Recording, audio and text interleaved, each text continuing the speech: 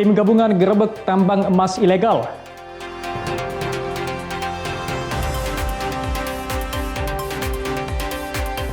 Warga antusias ikut mudik gratis Pemkot Medan.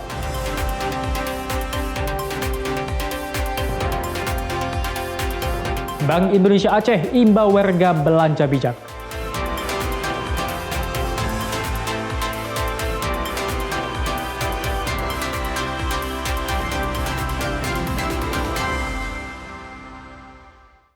Halo, selamat pagi saudara. Kompas Pagi hari ini hadir dengan beragam informasi penting dan menarik dari Sumatera bagian utara. Selain 3 sorotan tadi, sejumlah informasi lainnya akan kami sajikan dalam Kompas Pagi. Bersama saya Emir Syapurba, inilah Kompas Pagi selengkapnya di Kompas TV, independen terpercaya.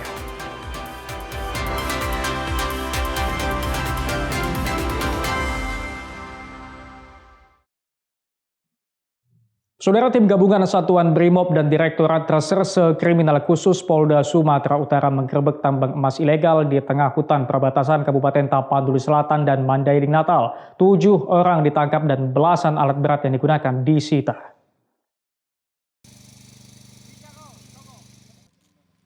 Sejumlah penambang emas ilegal sempat berupaya kabur saat mengetahui kedatangan petugas. Sebanyak 7 diantaranya berhasil ditangkap dan dibawa ke Polda Sumatera Utara untuk menjalani pemeriksaan. Selain 7 orang yang diduga sebagai penambang emas, petugas juga menyita belasan alat berat berupa ekskavator dan sejumlah barang bukti lain termasuk mesin pemisah pasir dan biji emas. Komandan Satuan Brimob Polda Sumatera Utara, Komisaris Besar Polisi Rantau Isnur Eka mengungkapkan, penggerebekan yang dilakukan pihaknya merupakan perintah langsung dari Kapolri. Aktivitas pertambangan ilegal ini diduga sudah berlangsung cukup lama jika melihat dampak kerusakan hutan yang terjadi di lokasi. Saat ini tim gabungan masih mendalami kasus ini dan mengejar dalang di balik aktivitas penambangan emas secara ilegal ini. Kami Satbrimob Polda Sumatera Utara bergabung bersama Krimsus Polda Sumatera Utara melaksanakan penindakan tambang liar di perbatasan Madinah dengan Tapsel yang beroperasi di area abu-abu, di mana pada operasi ini alhamdulillah puji Tuhan kami mendapatkan 12 ekskavator di lokasi ini. Ketika kami menyergap, sebagian besar lari ke arah Madinah dan ini yang ketangkap di sini. Lokasi tambang emas sendiri berada di tengah kawasan hutan berjarak 5 jam dari pusat kota. Ferry Irawan, Kompas TV, Medan, Sumatera Utara. Saudara, seorang ibu di kota Medan jadi korban penjambretan dengan kekerasan di depan rumahnya. Akibat peristiwa ini, korban mengalami trauma dan luka-luka di sejumlah bagian tubuhnya. Inilah aksi 2 pelaku jambret dengan kekerasan yang terekam CCTV di Jalan Pelita 1, Kota Medan. Korban yang merupakan seorang ibu jatuh dan terseret saat mempertahankan tasnya berisi ponsel, uang, dan barang berharga lainnya. Kedua pelaku langsung kabur setelah berhasil merampas tas milik korban. Mendapat informasi tersebut, polisi langsung mendatangi lokasi untuk mengambil keterangan kepala lingkungan setempat yang melaporkan warganya dijambret. Kalau baru pulangnya nggak tahu, cuman tadi ceritanya letak mobil di depan terus ngeluarin barang ke mobil lah, masuk ke rumah gitu aja. Korban sendiri dilaporkan mengalami trauma dan luka di sejumlah bagian tubuh. Kejadian ini pun kini ditangani oleh pihak Polsek Medan Timur. Dede Zulkifli Tarigan, Kompas TV, Medan, Sumatera Utara.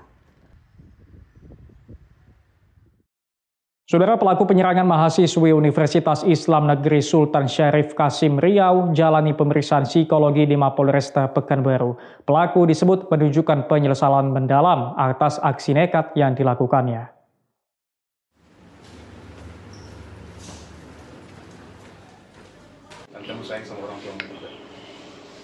Pelaku berinisial RM menjalani serangkaian pemeriksaan dan pendampingan psikologi oleh tim psikologi Biro SDM Polda Riau. Serangkaian pemeriksaan dilakukan untuk menggali kondisi kejiwaan tersangka termasuk latar belakang keluarga dan pola pergaulan. Dari hasil sementara, tersangka disebut memiliki karakter tertutup. Tersangka juga menunjukkan rasa penyesalan yang mendalam atas perbuatan sadis yang ia lakukan.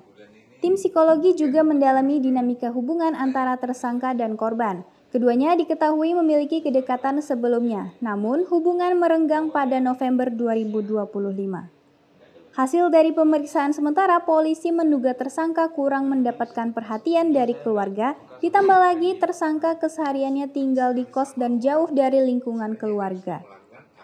Tersangka RM ini adalah anak yang baru berusia 21 tahun, yang memang kalau dikatakan remaja menjelang dewasa.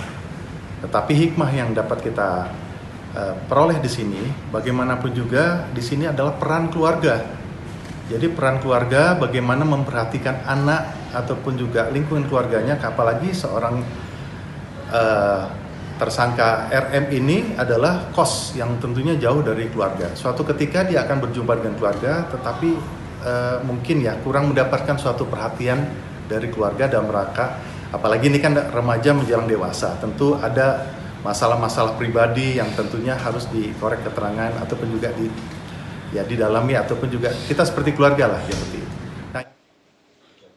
Sebelumnya, pelaku nekat menganiaya teman dekatnya, seorang mahasiswi di Universitas Islam Negeri Sultan Syarif Kasim Riau. Sawino Ardi, Kompas TV, Pekanbaru Riau. Saudara, terbukti menerima suap 1,6 miliar rupiah dalam proyek pembangunan jalan. Terdakwa Helianto dituntut hukuman 5 tahun penjara. Uang korupsi merupakan hasil pengaturan pemenang tender e-katalog.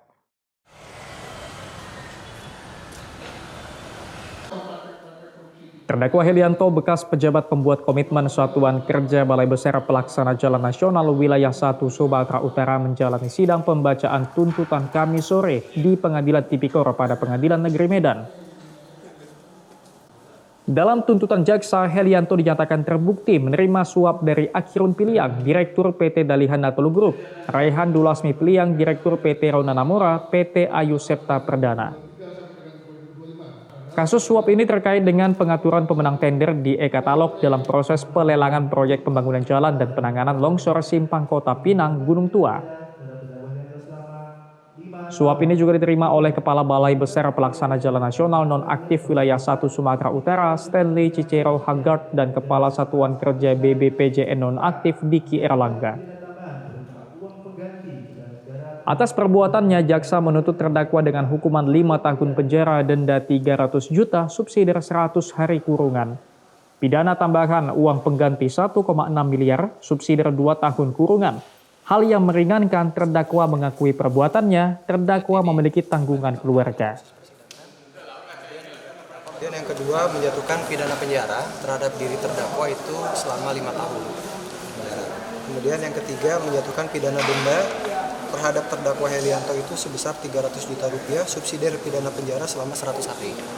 Kemudian nomor 4, menjatuhkan pidana tambahan berupa uang pengganti sebesar 1.624 juta rupiah, yang mana apabila sudah dinyatakan ingkrah perkara tersebut dan terdakwa tidak membayar, maka jaksa dapat menyita harta kekayaan tersebut, namun tidak bisa apabila tidak mempunyai harta yang cukup, maka dipidana penjara selama 2 tahun.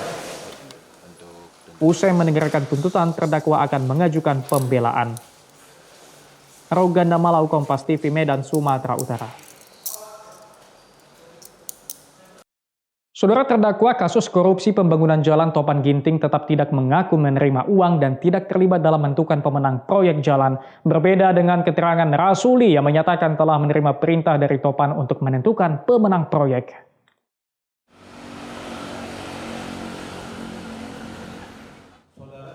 Dua terdakwa kasus korupsi pembangunan jalan di Sumatera Utara, Topan Ginting dan Rasuli, hadir memberikan keterangan dalam sidang di Pengadilan Tindak Pidana Korupsi pada Pengadilan Negeri Medan Kamis sore. Jaksa Komisi Pemberantasan Korupsi (KPK) fokus pertanyaan menggali terkait sistem penentuan pemenang proyek dan pemberian suap. Terdakwa Rasuli Effendi Siregar, mantan Kepala UPT Gunung Tua Dinas PUPR, mengaku sebelum ada pemenang dalam e-katalog, kontraktor pemenang proyek sudah ditentukan. Berikut besaran biaya komisi sebesar 1%. Rasuli juga mengaku mendapatkan perintah dari terdakwa Topan Ginting selaku Kadis PUPR untuk memenangkan perusahaan Akhirun Piliang PT Dalihan Natolu Group dalam proyek pembangunan 2 ruas jalan Putaim Baru Sipiongot.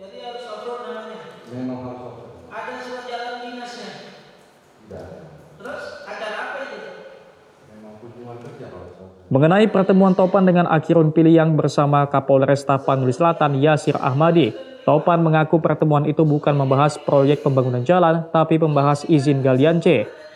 Topan mengakui Akhirun memang menawarkan uang 50 juta yang kemudian ditolaknya. Topan juga mengaku tidak ada mengerahkan terdakwa Rasuli untuk memenangkan perusahaan Akhirun dalam proyek pembangunan jalan. Saya tidak pernah menyampaikan bahwa dia pemenang. Tapi untuk saya tolak juga saya bilang tidak. Bapak tidak bisa. Kan yang membawakan Kapolres. Majelis Hakim menyoroti Topan yang saat itu menjabat kepala dinas harusnya tidak melakukan pertemuan dengan pihak kontraktor serta sistem tender e-katalog yang sudah menentukan pemenang proyek sebelum tender diterbitkan. Meski sudah beberapa kali bertemu dengan kontraktor, Topan dengan tegas menyatakan tidak merasa bersalah. Menanggapi pernyataan terdakwa Topan yang mengaku tidak menerima uang, jaksa KPK kemudian menunjukkan video rekaman kamera pengawas. Rekaman saat pertemuan terdakwa dengan Akhirun yang diduga uang tersebut diserahkan kepada ajudan Topan. Mengenai temuan uang 2,8 miliar di rumah Topan saat penggeledahan, jaksa KPK Eko Wahyu Prayitno bilang belum ada kaitannya dengan kasus korupsi pembangunan jalan. Jadi selain keterangan terdakwa, kami masih ada keterangan saksi-saksi dan tadi juga kami putarkan CCTV yang pada intinya kan berbeda juga dengan keterangan terdakwa. Nah, itulah yang kita jadikan bantahan.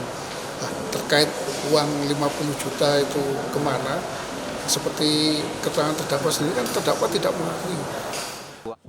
Sidang akan kembali dilanjutkan pekan depan dengan agenda pembacaan tuntutan. Roganda Malau, Kompas TV, Medan, Sumatera Utara. Warga antusias ikut mudik gratis Pemkot Medan. Saksikan usai jeda.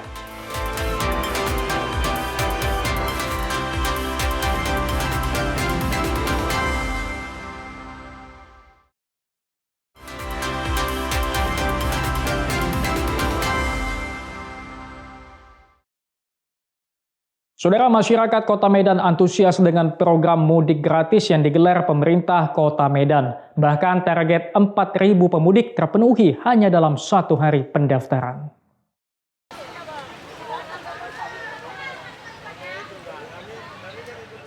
Pemerintah Kota Medan melalui Dinas Perhubungan Kota Medan membuka pendaftaran program mudik gratis tahun 2026 di Taman Ahmad Yani, Kota Medan. Antusias masyarakat yang ingin ikut program mudik gratis cukup tinggi. Bahkan kuota mudik gratis tahun ini sebanyak 4.000 orang terpenuhi dalam 1 hari pendaftaran. Pelaksana tugas Kepala Dinas Perhubungan Kota Medan Suryono bilang, karena telah mencapai target pendaftaran langsung ditutup.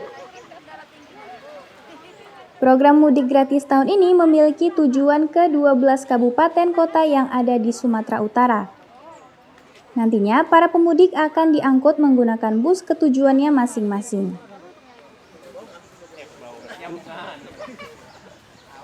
Dan dari data yang kita peroleh bahwa untuk kuota yang sebanyak 4.000 kuota pada tahun ini yang menuju ke 12 daerah tujuan ini sudah terpenuhi. Seluruh pemudik nantinya akan diberangkatkan dalam 2 gelombang di tanggal 16 dan 17 Maret 2026 melalui Terminal Amplas Medan.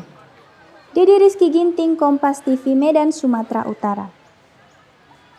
Saudara, PT Kereta Api Divres 1 Sumatera Utara menambah 1 perjalanan pulang pergi kereta api Sri Bilah Utama relasi Medan Rantau Prapat dalam masa angkutan Lebaran 2026. Selain itu, kereta api Siantar Express dan Putri Deli juga mendapat penambahan 1 kereta kelas ekonomi. Pada masa angkutan Lebaran tahun 2026 yang berlangsung dari tanggal 11 Maret hingga tanggal 1 April, PT Kereta Api Diveri 1 Sumatera Utara menyediakan total 231.000 tempat duduk. Untuk mengantisipasi adanya lonjakan penumpang, PT KAI Diveri 1 Sumatera Utara menambah satu perjalanan pulang pergi kereta api Sribilah Utama fakultatif relasi Medan Rantau Prapat. Penambahan jadwal keberangkatan kereta api Sribilah Utama fakultatif memiliki daya angkut 440 penumpang dengan jadwal keberangkatan dari Medan pukul 10 pagi dari Rantau Prapat pukul 5 sore. Selain menambah jadwal keberangkatan, kereta api Sribilah Utama juga mendapat penambahan 2 kereta kelas eksekutif dan bisnis yang memberikan tambahan daya angkut 114 orang. Untuk kereta api Siantra Express dan kereta api Putri Deli masing-masing mendapat peningkatan daya angkut 106 orang. PLT Manajer Humas KAI Diveri 1 Sumatera Utara Anwar Yuli Prasetyo bilang pihaknya juga menyediakan 10.000 tiket dengan promo potongan tarif 30% khusus layanan kelas ekonomi untuk penumpang kereta api Sribilah Utama fakultatif dari tanggal 14 Maret hingga tanggal 29 Maret. Regional 1 Sumatera Utara sendiri juga telah menambah satu perjalanan kereta api Sribilah Utama fakultatif yang nanti akan beroperasi sepanjang mulai dari tanggal 11 Maret sampai dengan 1 April. Selain itu, KAI juga menambahkan beberapa kereta tambahan seperti pada KA Siantar Express, jika pada biasanya membawa 3 kereta, maka mulai tanggal 11 Maret akan ditambahkan 1 kereta. Begitu juga dengan kereta api Putri Deli dari Medan dengan tujuan Tanjung Balai juga akan ditambahkan 1 kereta kelas ekonomi. Rul Gandamalau, Kompas TV Medan, Sumatera Utara. Saudara, untuk memastikan takjil berbuka puasa bebas dari bahan berbahaya, Balai Besar Pengawas Obat dan Makanan Pekanbaru gelar sidak jajanan takjil. Ratusan sampel makanan diperiksa. Tim Balai Besar Pengawas Obat dan Makanan atau BBPOM Pekanbaru menggelar sidak pasar Ramadan di Jalan Ronggo Warsito, Kecamatan Sail, Kota Pekanbaru Riau. Tim langsung menyisir jajanan takjil yang memiliki kriteria atau indikasi tercampur bahan berbahaya. Jajanan Ramadan seperti minuman yang memiliki warna mencolok dan makanan yang berpotensi menggunakan bahan pengawet diteliti. Sedikitnya ada 216 sampel olahan takjil. Tahap awal ada 44 sampel yang diperiksa di mobil laboratorium keliling milik BBPOM Pekanbaru. Pemeriksaan dilakukan untuk mengecek apakah olahan pangan takjil mengandung formalin, borak, dan zat berbahaya lain. Kepala BBPOM Alexander bilang, bila diapai mengandung zat berbahaya maka diberi edukasi agar terhindar dari bahaya keracunan makanan. Petugas juga akan menelusuri sumber perolehan bahan seperti pabrik atau produsennya. Untuk sampel yang kita target di tahun ini untuk bulan Ramadan sebanyak 216 sampel. Kemudian yang untuk sore hari ini target kita adalah 44 sampel dan telah masuk ke mobil laboratorium keliling sebanyak 10 sampel. Nah, itu terdiri dari dimsum, ada lapis rainbow, kemudian ada tahu isi, mie goreng, dan lain-lain. Pengawasan terhadap jajanan Ramadan terus dilakukan mengingat Ramadan tahun sebelumnya tim BBPOM temukan olahan makanan mengandung borak pada keripik tempe. Sawino Ardi, Kompas TV, Pekanbaru Riau. Saudara, Museum Al-Quran di Sumatera Utara menjadi salah satu tempat alternatif bagi warga Kota Medan dan sekitarnya untuk menghabiskan waktu di bulan Ramadan. Di museum ini warga dapat melihat koleksi mushaf dan mendapatkan edukasi tentang Al-Quran dan peradaban Islam.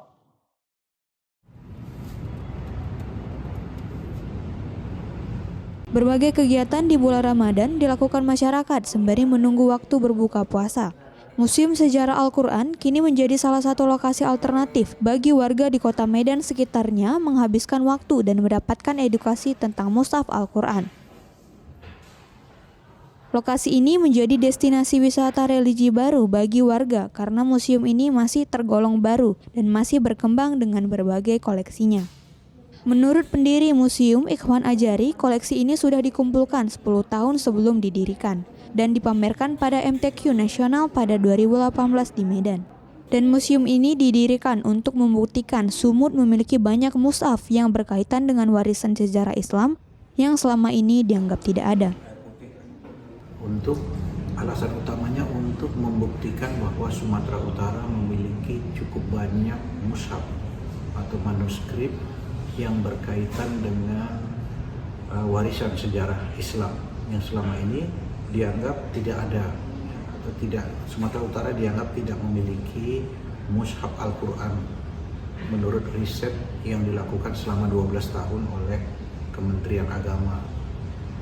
Karena saya tidak percaya, maka saya berusaha untuk membuktikan bahwa Sumatera Utara punya mushaf, punya manuskrip yang memperlihatkan jejak peradaban Islam yang cukup tua.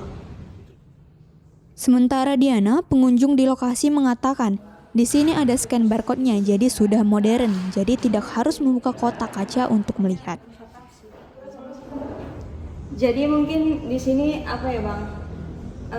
Karena ada scan kodenya itu, jadi mungkin udah lebih modern lah ya kan. Jadi kalau kita misalnya mau melihat mushaf, kita nggak harus buka apa nih kacanya ini dulu, jadi kita udah bisa buka HP gitu lah. Museum ini menawarkan berbagai macam mushaf Islam kuno yang dikumpulkan pendiri sekaligus Ketua Yayasan Dr. Phil Ikhwan Ajari sejak tahun 2007. Museum ini memiliki 70 koleksi manuskrip kuno Al-Quran yang bisa dilihat oleh pengunjung. Seluruh koleksi mushaf Al-Quran yang disimpan ditemukan di Sumut. Setiap mushaf memiliki motif yang unik yang mewakili setiap daerah dengan ikon tersendiri, seperti motif Melayu Pantai Timur, motif Simalungun, dan motif bunga matahari. Harga tiket masuk museum pun sangat murah, Rp15.000 untuk umum, sementara untuk pelajar dan mahasiswa hanya Rp12.000 saja. Tim Liputan Kompas TV, Medan, Sumatera Utara. Saudara, puluhan pria di Kota Pekanbaru bergotong royong membersihkan masjid. Mereka sepakat akan membersihkan 20 masjid selama bulan Ramadan. Kegiatan ini dilakukan dengan sukarela. Selain dari sholat dan puasa, banyak hal-hal yang dilakukan untuk mencari pahala di bulan suci Ramadan. Salah satunya dengan cara membersihkan masjid secara sukarela seperti yang dilakukan oleh puluhan warga di Kecamatan Rumbai Pesisir, Kota Pekanbaru, Riau. Mereka bergotong royong membersihkan seluruh bagian Masjid As-Sakinah yang berada di Jalan Geria Patra, Kecamatan Rumbai Pesisir. Mulai dari membersihkan sajadah, lantai masjid, kaca jendela, hingga ruangan wudhu. Mereka membersihkan masjid dengan sukarela tanpa dibayar sepeser pun. Aksi itu dilakukan semata-mata untuk mencari kebaikan di bulan suci Ramadan dan setiap tahunnya mereka lakukan. Kegiatan kita hari ini adalah Safari Ramadan, yang dimana Safari Ramadan ini di setiap bulan puasa kita selalu menjalaninya tiap tahunnya. Dan program ini adalah program dari pembina kita, ayahanda kita Pak Robert Kennedy. Dan juga kita akan keliling 20 masjid yang berada di zona Kurfanot Pekanbaru. Itu di seluruh Pekanbaru dan di mana aja Bang? Di seluruh Pekanbaru itu seluruh kecamatan Bang. Kayak contohnya di Rumbai ada sekitaran 8-10 masjid. Dan juga di zona timur, Hang Tuah itu ada sekitaran 6 kurang lebih masjid. Rencananya selama bulan suci Ramadan, puluhan pria yang berusia remaja dan dewasa ini akan membersihkan 20 masjid yang ada di wilayah Kota Pekanbaru, Riau. Mereka juga melakukan secara sukarela tanpa dibayar sepeser pun. Sawino Ardi, Kompas TV, Pekanbaru, Riau. Saudara, penjual lemang di Kota Banda Aceh masih terus menjaga tradisi memasak lemang dengan cara dibakar agar cita rasa aromanya tetap nikmat. Berikut liputannya. Domang bambu buatan Nek Hapsah selalu menjadi panganan favorit yang diburu pembeli di Kota Banda Aceh selama bulan suci Ramadan. Dirinya bersama keluarga sudah berjualan lemang sejak 25 tahun terakhir. Meski memasuki usia senja, Nek Hapsah tetap semangat menjaga tradisi berjualan lemang agar generasi di Aceh mengenal makanan khas yang hanya bisa dijumpai saat bulan Ramadan tiba. Adapun bahan baku pembuatan lemang terdiri dari beras ketan putih dan hitam, ubi kayu, gula pasir, garam dan santan kental, serta diberi mentega untuk menambah kelezatan rasa. Setelah dicampur menjadi satu, bahan itu dimasukkan ke dalam seruas bambu kemudian dibakar hingga matang. Proses pembakaran menggunakan kayu hingga 6 jam agar lemang matang sempurna. Bambu yang dipakai hanya untuk sekali saja, sehingga dapat menambah cita rasa. Di dalam bambu dilapisi daun pisang muda agar tidak mudah lengket saat dibuka.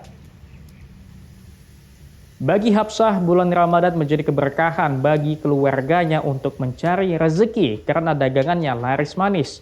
Harga penjualannya bervariasi mulai dari Rp5.000 hingga Rp100.000. Ini lemangnya dari khas Aceh. Kalau mau makan ada yang sendiri, ada yang tapi kadang-kadang ini sekarang ada durian, makan sama durian. Mata iya dari Ketapang, dari Udah Karing, dari Lumbata, apa seluruhnya ada. Sampai ke Jawa sana. Cina kan orang Jawa, ke sini dia datang. Cara menikmati dan menyantap lemang setiap daerah berbeda-beda. Ada yang menggunakan selai srikaya, kuah ketan, kuah durian, maupun kuah tape ketan. Sedangkan yang bisa kita dijumpai dengan warung jualannya Hapsah hanya selai srikaya dan kuah tape ketan. Memang khas yang ada di Ramadan aja atau gimana kuah ini? Ya kayaknya yang di Ramadan aja.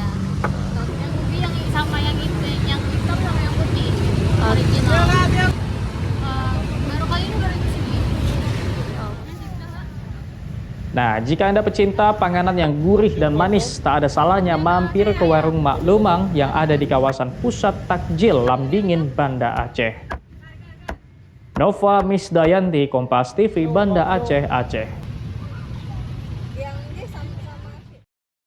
Saudara, pasar takjil Garuda di Jalan Tuanku Pulau di Baroh Kampung Baru ini jadi lokasi favorit warga Banda Aceh selama bulan Ramadan. Di sini merupakan pusat penjualan takjil khas berbuka puasa yang terus dipadati masyarakat. Kawasan penjualan takjil ini terletak di pusat kota Banda Aceh yang selalu ramai dikunjungi warga untuk membeli panganan khas Ramadan. Setiap sore setelah asar, lokasi yang dikenal dengan Pasar Takjil Garuda ini mulai dipadati masyarakat yang ingin berburu makanan khas untuk berbuka puasa. Berbagai jenis makanan dan minuman berbuka ada di sini. Banyak pengunjung yang juga berburu makanan khas yang hanya tersedia di bulan suci ini. Seperti sambai onpo gaga, kuliner tradisional khas Aceh yang terbuat dari campuran lebih 40-an dedaunan. Ada daun pegaga, itu sayuran kita khas dari Aceh. Terus ya banyak takjil-takjil kue-kuehan khas Aceh sih, misalnya contohnya kayak apa? Kue apa ya, bingkang ya? Bingkang bidi itu salah satunya, banyak lagi. Itu salah satu yang kami cari. Kenapa memilih Jalan Garuda, kan banyak di tempat lain ya? Mungkin di sini lebih banyak pilihan ya, daripada yang lain kan. Terus di sini memang tempat disediakan oleh pemerintah untuk kita di sini untuk jualan ya kaki lima. Kawasan Garuda ini juga sudah menjadi salah satu lokasi yang ditetapkan Pemko Banda Aceh sebagai tempat penjualan takjil di Banda Aceh dan menjadi lokasi favorit hingga kini sebagai pasar takjil Ramadan. Mustajab, Kompas TV, Banda Aceh, Aceh.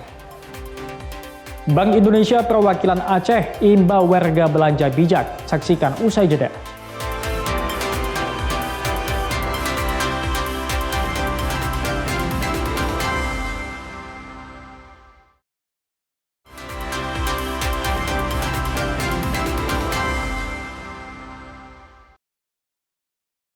Saudara, Bank Indonesia Perwakilan Aceh mengajak masyarakat untuk belanja bijak demi menekan lonjakan inflasi yang tinggi pasca bencana banjir dan longsor pada November tahun lalu.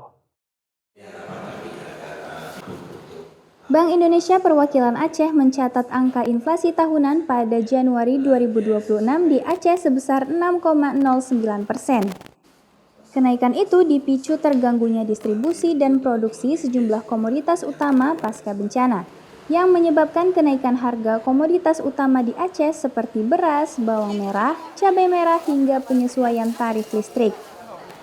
Kepala Perwakilan Bank Indonesia Aceh, Agus Husaini bilang, pihaknya bersama pemerintah dan tim pengendali inflasi daerah terus memperkuat stabilisasi pengendalian harga, kelancaran distribusi bahan pokok hingga operasi pasar untuk mengendalikan inflasi.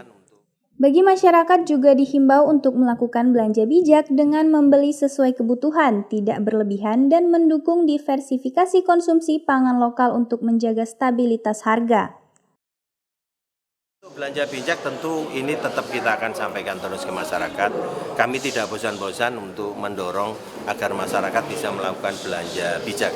Tujuannya apa? Pertama yaitu tentu untuk memenuhi kebutuhan masyarakat sesuai yang dibutuhkan. Tidak perlu berlebihan kalau belanja, walaupun mungkin dapat THR ya kan. Ini karena belanjanya makin banyak karena dapat THR nih, sehingga belanjanya makin banyak lah. Ini mohon masyarakat bisa belanja sesuai kebutuhan. Kalau harapannya apa dengan belanja bijak itu menahan permintaannya sehingga permintaannya nggak melonjak tinggi dan kami berharap melalui itu inflasinya bisa lebih terjaga. Bank Indonesia optimis inflasi akan kembali terkendali pada bulan mendatang seiring dengan perbaikan infrastruktur dalam proses rehabilitasi dan rekonstruksi pasca bencana saat ini, yang membuat pasokan barang dan komoditas utama akan lancar dan normal kembali sehingga harga kembali normal. Mustajab, Kompas TV, Banda Aceh. Saudara Komisaris PT Pertamina Patraniaga meninjau kesiapan Koperasi Desa Merah Putih dalam penyaluran LPG 3 kg di Kecamatan Sunggal, Kabupaten Deli Serdang, Sumatera Utara. Cuman yang begini, yang benar-benar begini sesuai spek begini, 30.000 Dalam kunjungannya ke Sumatera Utara, Komisaris PT Pertamina Patraniaga Panel Barus meninjau langsung pembangunan Koperasi Desa Merah Putih di Desa Medan Kriyo, Kecamatan Sunggal, Kabupaten Deli Serdang. Selain meninjau pembangunan, rombongan juga mengunjungi Koperasi Desa Merah Putih yang sudah beroperasi di kawasan ini. Komisaris PT Pertamina Patraniaga Panel Barus juga berdialog dengan ketua dan pengurus Koperasi Desa Merah Putih terkait distribusi gas LPG 3 kg ke masyarakat. Ia menyebut sebanyak 30.000 Koperasi Desa Merah Putih mulai beroperasi pada tahun ini. Saya lagi, lihat di sini. Kita mau mengecek seberapa siap nanti ke depan ya Pertamina Patraniaga dalam mendistribusi gas LPG ini melalui koperasi desa ini. Yang diharapkan dalam tahun ini 30.000 koperasi ini bisa operasional. Nah ini kan harus disiapkan, gitu ya, harus disiapkan. Harapan Bapak Presiden Koperasi Desa Merah Putih itu kan diharapkan bisa menjadi penyalur barang-barang bersubsidi supaya lebih tepat sasaran. Dedi Rizky Ginting, Kompas TV, Deli Serdang, Sumatera Utara. Saudara, berbekal kreativitas, seorang anak muda di Kota Medan berhasil mengolah limbah plastik menjadi aneka kerajinan yang bernilai ekonomi tinggi. Upaya pengelolaan limbah plastik ini juga merupakan kampanye pada masyarakat untuk ikut peduli menjaga lingkungan.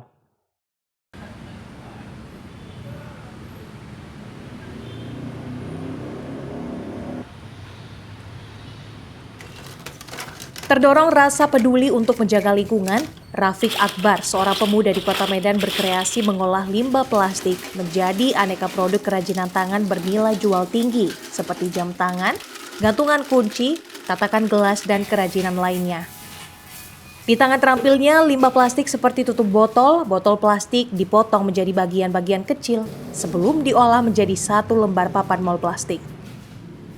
Papan mal plastik inilah yang kemudian dijadikan aneka produk bernilai jual tinggi. Kini Rafiq sudah memasarkan aneka produknya ke sejumlah kota di Indonesia seperti Jakarta dan Bali. Rafiq sendiri mengaku terdorong mengolah limbah plastik karena merasa prihatin melihat banyaknya limbah plastik yang tidak dimanfaatkan secara maksimal. Sebenarnya motivasi untuk membuat dari kerajinan plastik ini keprihatinan kami sebagai komunitas tentang dampak dari sampah plastik ini. Karena dampak plastik ini dampaknya itu sangat besar nih bagi lingkungan karena bisa merusak lingkungan. Nah, kami mau berpikir bagaimana caranya untuk menjadikan sampah plastik ini menjadi produk yang lebih berguna lagi. Rafiq sendiri berharap produknya mampu menjadi bagian untuk menyadarkan masyarakat agar lebih peduli terhadap lingkungan. Tim Liputan, Kompas TV, Medan, Sumatera Utara. Saudara, Suaka Marga Satwa Karanggading di Kabupaten Langkat menjadi destinasi wisata alam yang menawarkan keindahan serta keanekaragaman flora dan fauna yang unik. Ekosistem mangrove yang tumbuh subur menjadi habitat berbagai satwa endemik menjadi daya tarik bagi para wisatawan. Dengan menggunakan perahu kayu, pengunjung dapat menyusuri keindahan Taman Suaka Marga Satwa Karanggading ke arah muara yang dekat Selat Malaka. Selama di perjalanan, pengunjung dimanjakan dengan pemandangan beragam jenis tumbuhan mangrove serta dapat melihat beberapa jenis bangau yang terbang bebas. Pengunjung juga diajak ke sebuah pulau kecil yang ditumbuhi tanaman mangrove. Di sini, setiap pengunjung diberi bibit mangrove untuk ditanam sebagai bentuk kontribusi nyata terhadap kelestarian alam. Suaka Marga Satwa Karanggading merupakan satu-satunya hutan mangrove di pesisir Sumatera Utara yang masih ada saat ini. Hutan mangrove ini menjadi salah satu wilayah konservasi yang dikelola oleh Balai Besar Konservasi Sumber Daya Alam Sumatera Utara. Karanggading karena memang SM Karanggading Langkat Timur adalah satu-satunya kawasan konservasi mangrove di sepanjang pesisir pantai timur Sumatera. Ini yang satu-satunya. Nah, kemudian dia memiliki satwa-satwa endemik yang memang hanya ada di Sumatera Utara. Misalnya seperti tuntong laut, kemudian juga ada lutung tadi kita lihat, kemudian juga ada bangau tuntong, bangau bluok. Nah, itu tadi ada yang di posisi yang di kelelawar tadi. Nah, itu ada bangau bluok nampak satu. Nah, itu memang menjadi potensi. Kemudian juga Sementara itu, salah seorang pengunjung asal Medan mengaku sangat kagum dengan kondisi hutan mangrove yang masih terjaga. Bisa dibilang cukup baik ya, kalau dari segi akses dan untuk potensi wisatanya juga sepertinya ke depan bakal bagus karena banyak spot-spot yang memang cukup unik yang memang nggak didapatin juga di tempat lain. Seperti tadi kawasan mangrove-nya juga dalam proses, ada yang sebagian udah ada sekian, ada juga yang memang dalam proses penanaman dan perawatannya juga menurut pengelola tadi juga terus dikembangkan, terus dimaksimalkan ya. Jadi ke depan mungkin untuk jadi tempat wisata berpotensi lah. Mengunjungi Suaka Marga Satwa Karanggading dipastikan akan memberikan pengalaman wisata yang menyenangkan dan akan meninggalkan kesan mendalam akan pentingnya menjaga dan merawat alam. Dedi Zulkifli Terigan, Kompas TV, Langkat, Sumatera Utara.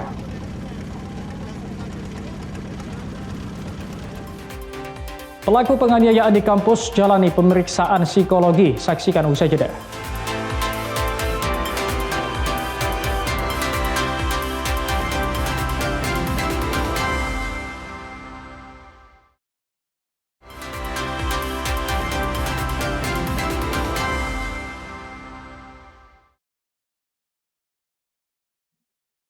Saudara, tim gabungan Satuan Brimob dan Direktorat Reserse Kriminal Khusus Polda Sumatera Utara menggerebek tambang emas ilegal di tengah hutan perbatasan Kabupaten Tapanuli Selatan dan Mandailing Natal. 7 orang ditangkap dan belasan alat berat yang digunakan disita.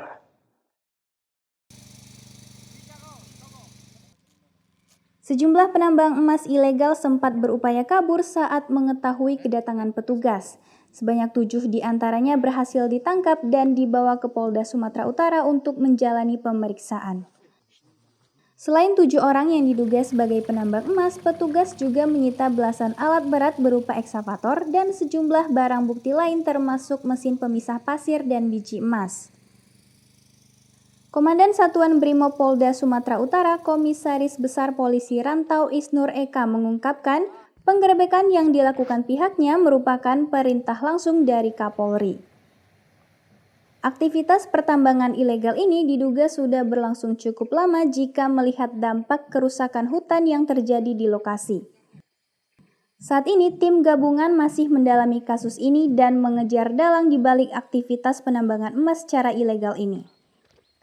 Kami Satbrimob Polda Sumatera Utara bergabung bersama Krimsus Polda Sumatera Utara melaksanakan penindakan tambang liar di perbatasan Madinah dengan Tapsel yang beroperasi di area abu-abu, di mana pada operasi ini alhamdulillah puji Tuhan kami mendapatkan 12 eskavator di lokasi ini. Ketika kami menyergap, sebagian besar lari ke arah Madinah, dan ini yang ketangkap di sini. Lokasi tambang emas sendiri berada di tengah kawasan hutan berjarak 5 jam dari pusat kota. Ferry Irawan, Kompas TV, Medan, Sumatera Utara. Saudara, pelaku penyerangan mahasiswi Universitas Islam Negeri Sultan Syarif Kasim Riau jalani pemeriksaan psikologi di Mapolresta Pekanbaru. Pelaku disebut menunjukkan penyesalan mendalam atas aksi nekat yang dilakukannya.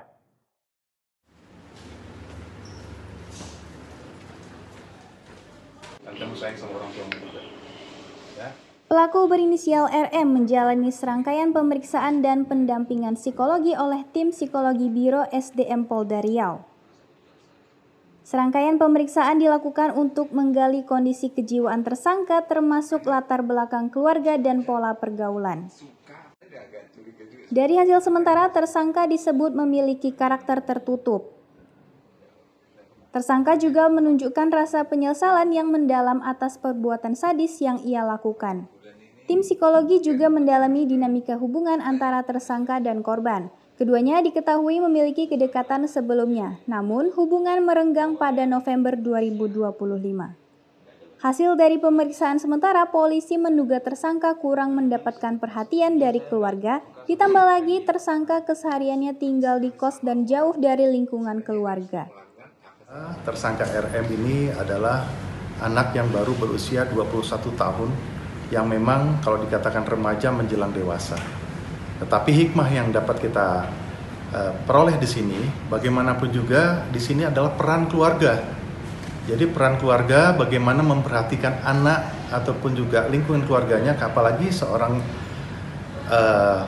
tersangka RM ini adalah kos yang tentunya jauh dari keluarga. Suatu ketika dia akan berjumpa dengan keluarga, tetapi mungkin ya kurang mendapatkan suatu perhatian dari keluarga dalam rangka, apalagi ini kan remaja menjelang dewasa, tentu ada masalah-masalah pribadi yang tentunya harus dikorek keterangan ataupun juga didalami ataupun juga kita seperti keluarga lah seperti itu.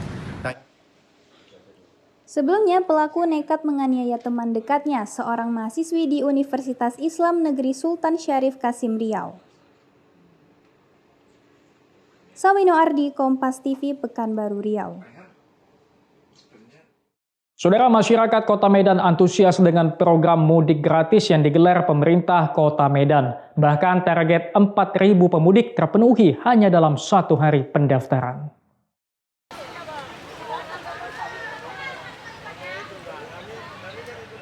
Pemerintah Kota Medan melalui Dinas Perhubungan Kota Medan membuka pendaftaran program mudik gratis tahun 2026 di Taman Ahmad Yani, Kota Medan.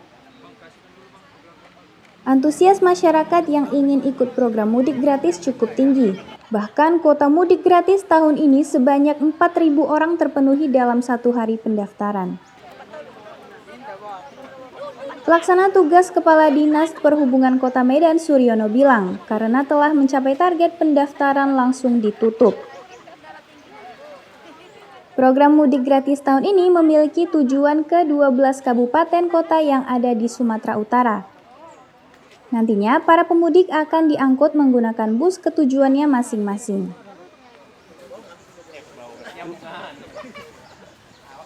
Dan dari data yang kita peroleh bahwa untuk kuota yang sebanyak 4.000 kuota pada tahun ini yang menuju ke 12 daerah tujuan ini sudah terpenuhi.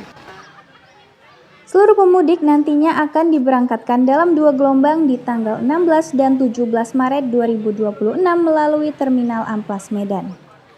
Dede Rizky Ginting, Kompas TV, Medan, Sumatera Utara. Saudara, PT Kereta Api Divre 1 Sumatera Utara menambah 1 perjalanan pulang pergi kereta api Sribilah Utama relasi Medan Rantau Prapat dalam masa angkutan Lebaran 2026. Selain itu, kereta api Siantar Express dan Putri Deli juga mendapat penambahan 1 kereta kelas ekonomi. Pada masa angkutan Lebaran tahun 2026 yang berlangsung dari tanggal 11 Maret hingga tanggal 1 April, PT Kereta Api Divre 1 Sumatera Utara menyediakan total 231.000 tempat duduk. Untuk mengantisipasi adanya lonjakan penumpang, PT KAI Divre 1 Sumatera Utara menambah 1 perjalanan pulang pergi kereta api Sribilah Utama fakultatif relasi Medan Rantau Prapat. Penambahan jadwal keberangkatan kereta api Sribilah Utama fakultatif memiliki daya angkut 440 penumpang dengan jadwal keberangkatan dari Medan pukul 10 pagi, dari Rantau Prapat pukul 5 sore. Selain menambah jadwal keberangkatan, kereta api Sribilah Utama juga mendapat penambahan 2 kereta kelas eksekutif dan bisnis yang memberikan tambahan daya angkut 114 orang. Untuk kereta api Siantar Express dan kereta api Putri Deli masing-masing mendapat peningkatan daya angkut 106 orang. PLT Manajer Humas KAI Divre 1 Sumatera Utara Anwar Yuli Prasetyo bilang pihaknya juga menyediakan 10.000 tiket dengan promo potongan tarif 30% khusus layanan kelas ekonomi untuk penumpang kereta api Sribilah Utama fakultatif dari tanggal 14 Maret hingga tanggal 29 Maret. Regional 1 Sumatera Utara sendiri juga telah menambah 1 perjalanan kereta api Sribilah Utama fakultatif yang nanti akan beroperasi sepanjang mulai dari tanggal 11 Maret sampai dengan 1 April.